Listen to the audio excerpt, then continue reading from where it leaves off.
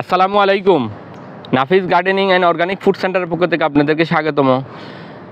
বন্ধুরা, আপনার গাছ কি মিলিবাগ, সাদামাছি, এপিডস, মাইটস, জাপ পোকা, জেসিড, পামরি পোকা, গান্ধী পোকা, লেদা পোকা এছাড়াও বিভিন্ন পোকামাকড়ে আক্রান্ত? সাথে সাথে আপনার গাছের পাতা কি পুড়ে যাচ্ছে? গাছের পাতা পুড়ে বা জ্বলে যাচ্ছে? ফুল ফল ঝরে যাচ্ছে? বিভিন্ন ফাঙ্গাসের আক্রমণ? তাহলে এই ভিডিওটি আপনার জন্য। আপনার সবজি গাছ আমি দেখাচ্ছি। বন্ধুরা, আপনার সবজি গাছ বিশেষ করে মরিচ বা লঙ্কা গাছকে এইভাবে পাতা কুঁকড়ে যাচ্ছে, লিভ মাইনারে আক্রান্ত। এছাড়া আপনার লেবু গাছ, পাশাপাশি আমার দেখুন পাতা জ্বলে যাচ্ছে, পাতা হলুদ হয়ে যাচ্ছে, পাতা কুঁকড়ে যাচ্ছে। তো আপনার গাছ কি এভাবে আক্রান্ত? এছাড়াও আপনার ফল গাছ, আমরা মরিচ গাছ, লঙ্কা গাছ, ফল গাছ এবং আমার পেয়ারা গাছটা দেখুন সাদামাছি, লিভ মাইনের আক্রমণ, মিলিবাগের আক্রমণ। তো এভাবে যদি আক্রমণ হয়ে থাকে তাহলে এই ভিডিওটি আপনার জন্য। আজকে এই সমস্ত পোকামাকড় এবং ছত্রাকের আক্রমণ থেকে রক্ষা পাওয়ার জন্য আমরা এমন একটি দ্রবণ তৈরি করব, আপনাদেরকে দেখাবো।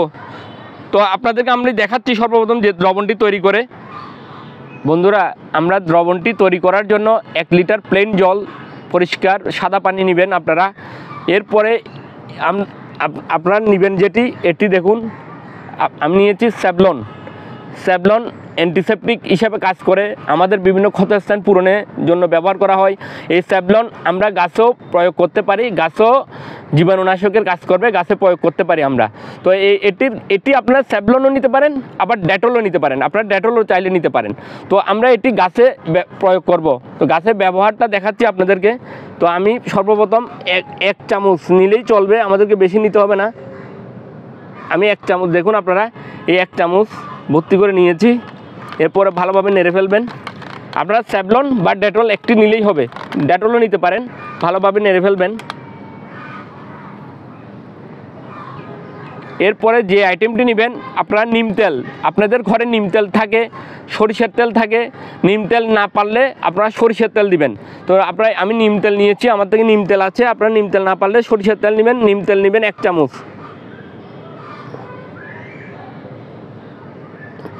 দেখুন আমি নিয়েছি 1 চামচ, নিয়ে ভালোভাবে নেড়ে ফেলবেন। নিম তেল ভালো কীটনাশক, ইনসেকটিসাইডের কাজ করে, আপনারা নেবেন নিম তেল। না পারলে সরিষার তেল নিলেও চলবে। এরপর যেটি নেবেন আপনারা দেখুন, এটি হচ্ছে যে হ্যান্ড ওয়াশ। আপনারা হ্যান্ড ওয়াশ অথবা ডিটারজেন্ট পাউডার অথবা শ্যাম্পু, আপনারা এটি না পারলে শ্যাম্পু নিলেই চলবে। আপনারা 2 টাকা 1 টাকার শ্যাম্পু নিলেই চলবে। আর না পারলে হ্যান্ড ওয়াশ নেবেন। আমি হ্যান্ড ওয়াশ নিয়েছি, আপনারা হ্যান্ড ওয়াশ নেবেন। তো হ্যান্ড ওয়াশ নেবেন, আমি নিচ্ছি হ্যান্ড ওয়াশ। দেখুন আমি 1/2 চামচের বেশি নিয়েছি হ্যান্ড ওয়াশ। তো এরপরে ভালোভাবে নেড়ে ফেলবেন। হ্যান্ড ওয়াশ নেওয়ার পর ভালোভাবে নেড়ে ফেলবেন। এরপরে আমরা এই দ্রবণটি, আপনারা দেখুন আমরা যে দ্রবণটি তৈরি করলাম এখন বা করতেছি, এই দ্রবণটি শক্তিশালী করার জন্য আমরা এরপরে দিব হলুদের গুঁড়া। দেখুন 1 চামচ নিয়েছি হলুদের গুঁড়া ভালো ফাঙ্গিসাইড, কীটনাশক, ইনসেকটিসাইড এবং ফাঙ্গিসাইডের ভালো কাজ করে। তো আমি 1 চামচ নিয়েছি। দেখুন আমরা 1 চামচ এখানে দিয়ে দিয়েছি ভালো করে। এরপরে ভালোভাবে নেড়ে ফেলবেন।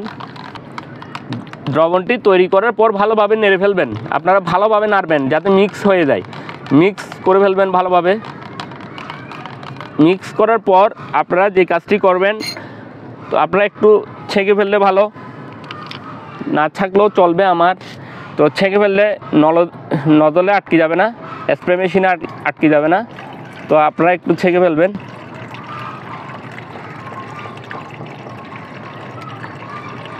হলুদের গুঁড়া যদি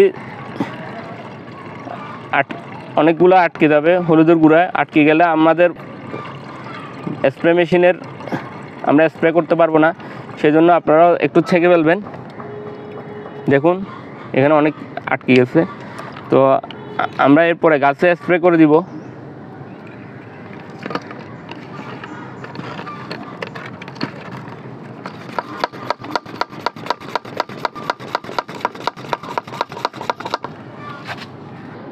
বন্ধুরা আমাদের যে সমস্ত সবজি গাছ আছে, বেগুন, টমেটো, লঙ্কা বা মরিচ, দেখুন আমার এই বেগুন গাছ,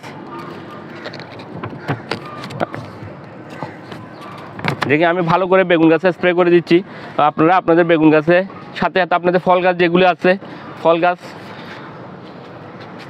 স্প্রে করে দিবেন ভালো করে।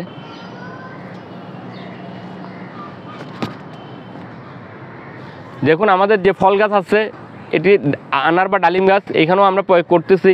তো এখানেও স্প্রে করে দিবেন ভালো করে। এখানে আমরা এটি ভালো কীটনাশক এবং ছত্রাকনাশকের কাজ করে। একটি ভালো মানের, একটি উন্নত মানের কীটনাশক এবং ছত্রাকনাশক, অর্থাৎ ইনসেকটিসাইড এবং ফাঙ্গিসাইড। তো আমাদের গাছের সমস্ত পোকামাকড় দূর হয়ে যাবে ইনশাল্লাহ। পাশাপাশি আমার মরিচ বা লঙ্কা গাছ আছে, দেখুন এখানেও স্প্রে করে দিচ্ছি।